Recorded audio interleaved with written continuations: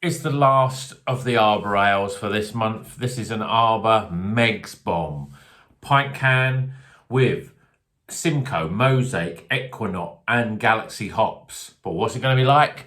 Can it live up to the brilliant beers that we've already had from Arbor? Well, check out the review to find out.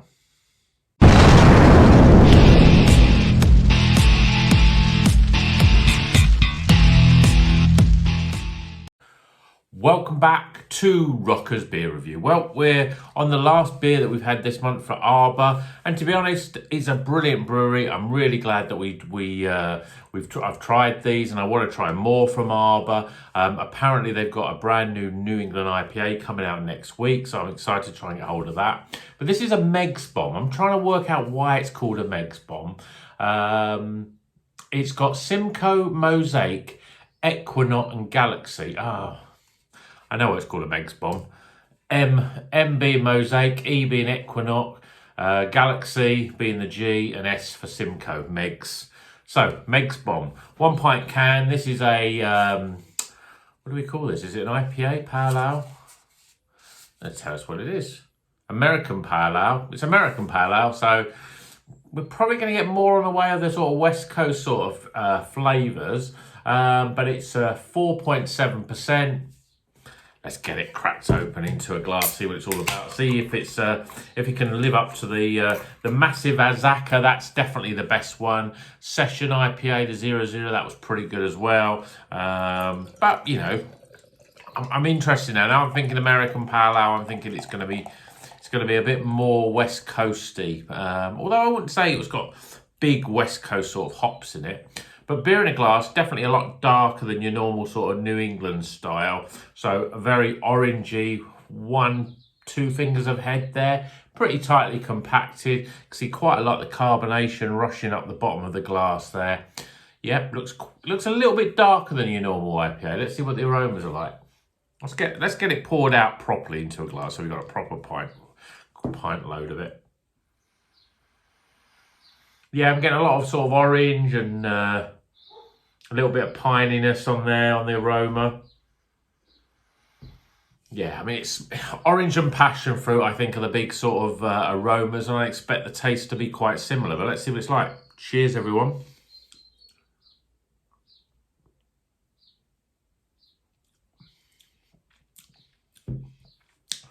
Yeah, definitely more on the West Coast sort of side. Orange be the big flavour, with a little bit of I'll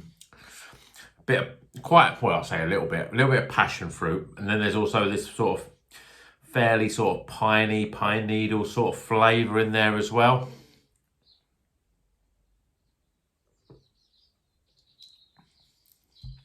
It's fairly light. Carbonation is mid to high, I would say. It's not as soft. Obviously, if it's more of an American Pale Ale, it's more the West Coast side. Not as soft as your New England sort of beers. Bitterness-wise, though, I mean, I expect a little bit more bitterness, but the bitterness is not... There's a little bit of that pininess that gives it that little sort of... You can taste it on the back of the tongue, but I wouldn't say it was overly bitter in any sort of sense of the word. It's just got that little bit of... bitterness backbone, I suppose you would say. I mean, a lot of West Coast IPAs can be very, very bitter. But this is, you know, there's a bitterness in there, unlike a New England, but it doesn't sort of linger too long. Let's go in again.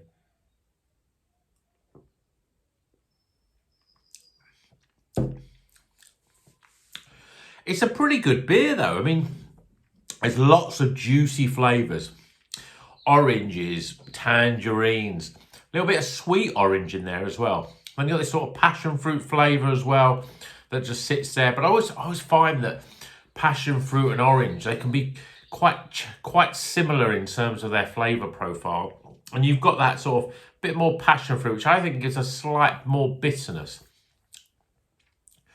The orange, I would say, yeah, I mean, there's lots of different orange flavours. There's a bit of sweet tangerine, then there's some normal orange, then there's some sort of fleshy blood orange as well.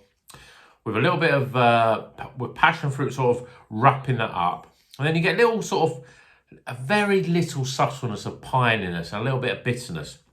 But actually, it's the sort of level of piney bitterness that I quite like, because it gives the beer a bit more, it rounds the beer off a lot better.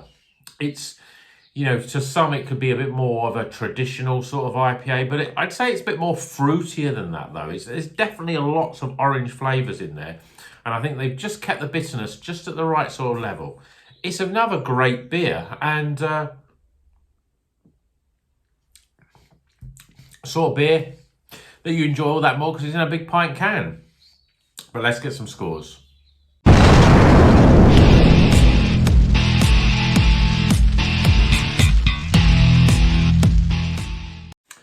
Okay, the scores are in for the Megs Bomb by Arbor. Yeah, I mean, it's a bit different than the normal sort of, my favourite sort of New England style. It's much more on that sort of a West Coast style. Obviously, it's an American pale ale. It's in a lovely big can. You've got Simcoe, you've got Mosaic, you've got Ekuanot, you've got Galaxy hops in there. I'd say, you know, Simcoe, Mosaic, Ekuanot, they're more on that sort of piney West Coast sort of style. Galaxy, though, you know, the Australian, you know, probably not, a bit more, Galaxy has a little bit more stone fruit, a bit more tropical. And I'm not getting much in terms of tropical in this, except for maybe your passion fruit, I suppose. But this is 4.7%, cost me £3.80.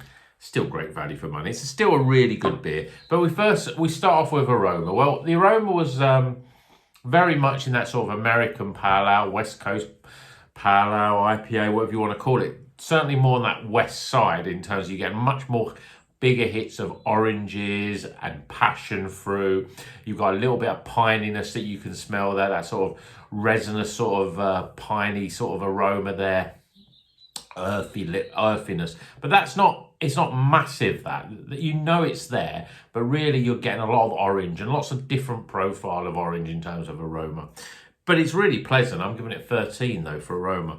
Appearance wise, well, I mean, it's a lovely orange color. You've got some nice lace in the glass. It looks pretty good, you know. You can't take points away from that. 8 out of 10 for appearance. Flavor wise, well, American pale ales, West Coast pale IPAs and the like, I'm not the massive fan. I do prefer my East Coast side, New England style IPAs more. But this is a nice change. You've got nice orange in there. It doesn't go too bitter. Sometimes you can get a bitterness in the orange. You've got passion fruit in there. And those sort of flavours are very dominant. You've got sweet orange, and then you've got sort of a slightly bitter sort of aftertaste, which goes into a sort of more on the lines of that sort of piney sort of flavour. But the bitterness, although is there, is still quite subtle. It's not overly bitter. It doesn't really sort of coat the mouth in that way that's like quite unpleasant. It just is lots of orange and passion fruit flavours with a little bit of a backbone in terms of the bitterness. So I think the flavour's pretty good. And if you like those sort of orangey sort of flavours in your sort of IPAs and you like your American IPAs, it's another great beer from Arbor. So I'm giving it for flavour 33. Value for money, well, £3.80 for a pound. £3.80 for a pint can. We've got 4 different hops in there, 4.7%. So I'd probably say it's at the lower end in terms of alcohol, but it's still, because it's in a pint can under £4, I still think it's good value. I don't think it's quite as good value as the other ones, just because they taste that much better. So I'm giving it 9 for value. And then my overall experience, well, for an American pale ale, which is not my favourite style, I think it's quite a good one. I try not to get too hung up on the fact that I'm drinking a big pint can, and that gets me a little bit more excited, a little bit more enthusiastic about the beer. It's just a really solid American pale ale. You've got the orange, you've got the passion fruit, but you don't get over amount of bitterness. A little bit of little pine needle sort of flavours in there, but it doesn't outstay its welcome. And in my mind, that's a good thing. So I could drink a few of these. I could drink something like this on draft, and I like that flavour. It's still very juicy. It's still very fruit forward, you know, and there's a lot of hops going on in it to give it that balance and that sort of roundness, I think. So I'm giving it 13 for overall experience. So we top those scores up and we get another recommended beer, 76. So Arbor Ales, 3 beers from them this month. All of them have been good. I think the Massive Azacca is definitely the better of all 3 of them. What's quite good for me is that I've now seen that in a couple of my local bottle shops, the Massive Azacca. It seems to be one of the most popular ones from them. So I will be buying that again and enjoying. But I'm going to sort of keep going on the Arbors. I'm going to keep getting some new ones. Obviously, I've heard there's this new one. I want to get this Fates Alaska one, which is like the Pudding New England IPA, which I've heard some really good things about. And yeah, Arbor Ales. They're another great brewery. They make very good beers. I don't know if I could ever sort of put them in that sort of Daya and Verdant and Polly's in terms of real great breweries, but they make really solid beers. You know, they're more in the line of your sort of Northern Monk or your North Brewery. They're at that sort of what I call the second tier level. But you never know, we might get a beer that's the best beer ever. I'm still thinking about Massive Azacca because I just remember it being so good. It's just so easy drinking. It's just got nice flavours to it. But this one's not bad. And Arbor do at least a dozen or so different beers. So give them a try. See Arbor, give them a try. Let me know if there's an Arbor beer which I haven't reviewed, that is really good. Is there one that's your favourite? I mean, they do lots of different ones, but let me know in the comments what you think. Hope you liked the video. 76, as I said, it's a White Snake beer, so we slide this one in slow and easy. And until the next one, if you like the video, please click the thumbs up, subscribe, because it really helps. We're getting closer and closer to that. We're nearly at the 450 level, and then we'll be nearer to the 500. And I want to do something really interesting. I've got something planned for the 500 subscribers, and I've also, of course, I've got the competition giveaway as well for the free box of beer. So I need to get close to that 500 level. Hopefully we can get there. I'm getting close to my 1 year anniversary. That's sort of, I think, 6th of June. It'd be really great if we can get 500 subscribers before then. I've rattled on enough. I'm going off to enjoy the other 3/4 or nearly at least half a pint of this beer. That's what's good about big pint cans when you're reviewing. You don't drink them before the end of the review. But until the next one, you know what you got to do. You got to keep on rocking.